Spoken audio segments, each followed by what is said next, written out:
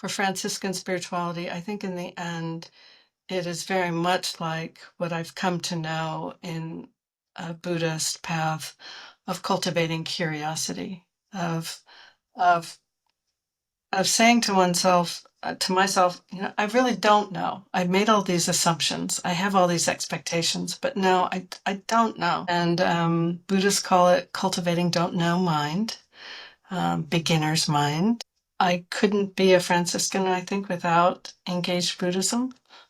And I'm not just a Buddhist, I'm also a Franciscan Christian. I think it's really interesting. Another comparison with Francis and Thich Nhat Hanh is that both of them have been subject to criticism, even disparagement, as being superficial, as not being deep enough or philosophical enough. Thich Nhat Hanh was a significant scholar who worked in many languages and wrote important treatises. And he had the aspiration to bring this depth of being to a popular audience. And so I know that many people also disparage or criticize Franciscan spirituality as being really just the spirituality of bird baths. We've heard that before. There's a depth to Franciscan spirituality and to engage Buddhism because it's about living into these principles. It's not just about thinking about them and talking about them. It's about living into them. And that's where the depth is and the challenge is. Yeah, how do you live into them?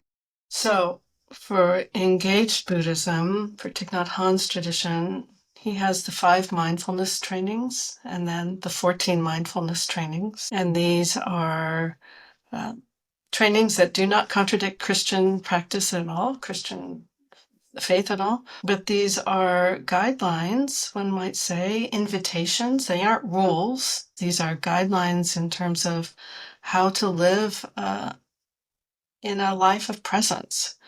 And so it includes being mindful of what we consume. Another example is right speech. At what point, when are we open to articulating our views and thoughts? And when should we refrain so that we can be really deeply present in responding rather than reacting? So those are just a couple examples, but they're helpful guidelines for me to be living into a way that I aspire to live.